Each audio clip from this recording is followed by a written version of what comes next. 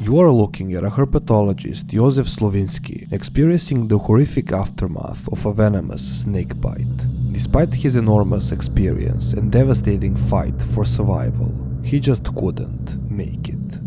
In August 2001, Slowinski oversaw an expedition into the wilderness of Myanmar. He discovered specimens of birds, frogs and snakes every day, and each discovery was captured by a photographer. He was very cautious around the poisonous snakes, since he was aware that a bite in the middle of a rainforest would be dangerous.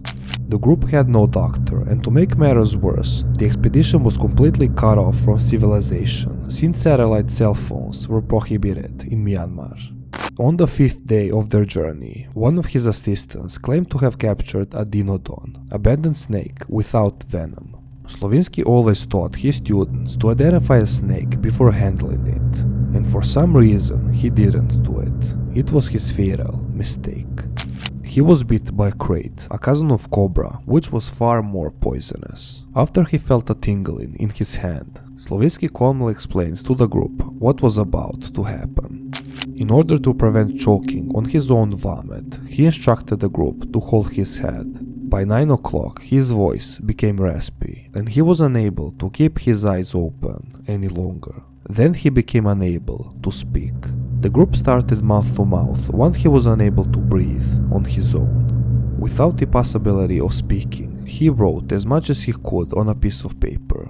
With a promise to keep him alive until help arrived, the group took turns breathing for him. The Burmese assistants came back at 3 o'clock, and they had requested a helicopter from the military. However, the weather made flying hazardous. And because of the bite occurred on September 11th, international help was also not possible, since every airplane was grounded.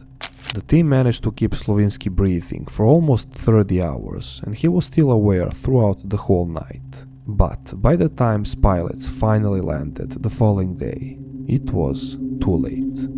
His body was cremated and his ashes were flown back to San Francisco, along with several venomous snake specimens. He was only 38 at the time, and a decade later, 3 species were named after him.